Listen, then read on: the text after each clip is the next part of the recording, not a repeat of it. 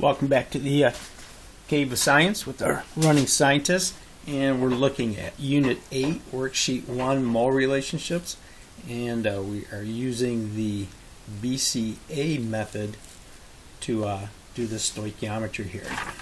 We'll split this video up into two parts.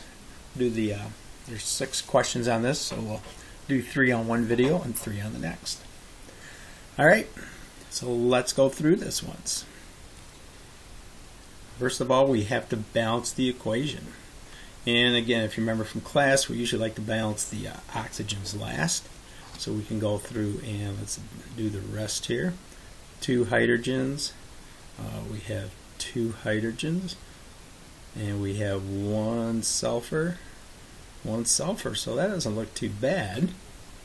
Now let's do the oxygens. We have 2 there and 1 there is 3. So what times 2 will give me 3? And we know that's 1.5, but we cannot use 1.5. So we have to double this. So this will become 3, and then we have to double everything. So 2 moles of hydrogen sulfide plus 3 moles of O2 goes to 2 moles of sulfur dioxide and 2 moles of water.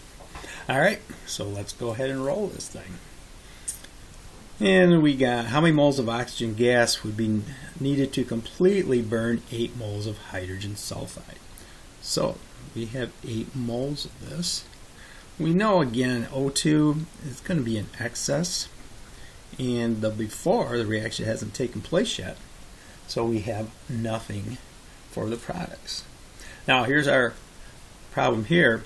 Our coefficient is 2, so we got to find some type of relationship of what 1 mole will equal. So I'm going to use the coefficient. So we know in the equation it's 2 moles and we're given 8. So if the coefficient was 1, what would the value be? And again, a very simple ratio, 2 to 8 equals 1 to x, cross multiply, 2x equals 8. And then x would equal 4.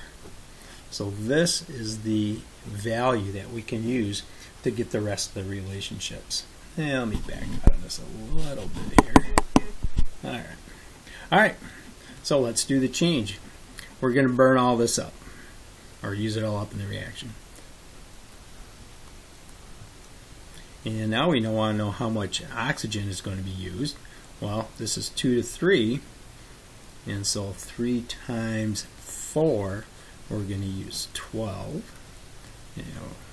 which will produce 2 moles. And we know 1 mole is worth 4. So this is going to be 8. And likewise, this is going to be 8. So we're using up all the hydrogen sulfide. The O2 is in excess again. And we are getting 8 moles of sulfur dioxide and 8 moles of water. So that's how that one works. Alright, let's look at number 2. Propane C3H8 burns in air to form carbon dioxide and water. If 12 moles of carbon dioxide are formed, how many moles of propane will burn? Alright. This one's got a little bit different twist on it, but we'll proceed and follow the procedure. So propane, C3H8, burns in air, O2. And again, air definitely is going to be in excess. And we've got CO2 and water. Alright, next step is to balance the equation. Oh, looks like 3 carbons, we only got 1 there, so definitely need a 3 there. 8 hydrogens, we only got 2, so we need a 4 there. And again, let's balance the oxygens last. 3 times 2 is 6, plus 4 is 10, so we can put a 5 there.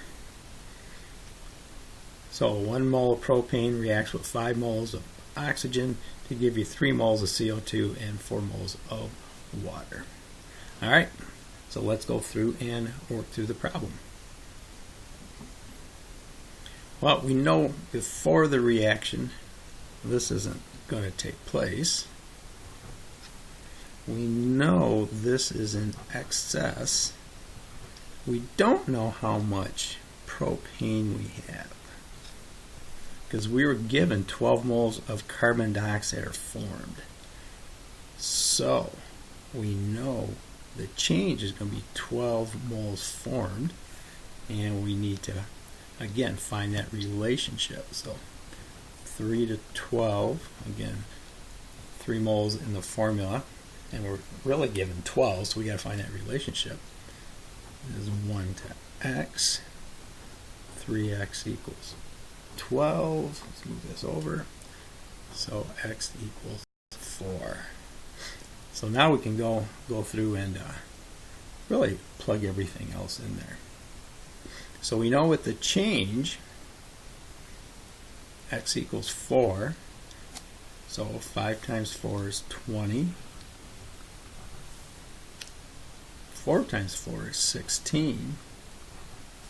And this is a coefficient of 1, so 1 times 4, we know that 4 moles had to be used. So how many moles of propane were burned? Well, we had to use up 4, so we're saying that 4 we had a quantity of 4 also, because we know the after, because we want to know how many were burned, so it's all burned. So if the change is 4, we probably started with 4. This is going to be in excess as usual. We got 12 moles of CO2 and 16, and again let me put my zeros in there, 16 moles of water. So a little bit different take on the BCA method, but still followed through with the same type of procedure. Let's look at problem number 3. Ammonia for fertilizer is made by causing hydrogen and nitrogen to react at high temperatures. So hydrogen plus nitrogen will give you ammonia, NH3. Okay, we always got to work with a balanced equation. Well, 3 and 2, the least common denominator is 6. So 3 and 2, 6 hydrogens, 2 nitrogen, 2 nitrogen. So it looks like we're balanced. Alright, let's go through and read the rest of it. How many moles of ammonia can be made from 0.15 moles of nitrogen gas? So we have 0.15. And we know that before there's nothing that's going to be made yet. Well, if this coefficient is 1, and we know 1 is 0.15 moles, so we have 3 times this amount. So this is 0.45. And kind of looking at this is probably going to be our excess. So we can go ahead and do the change. We're going to use 0.45. We're going to use all of this up. And let me put my 0 there. 1.5. And see, this is a 3 to 1 to 2 ratio.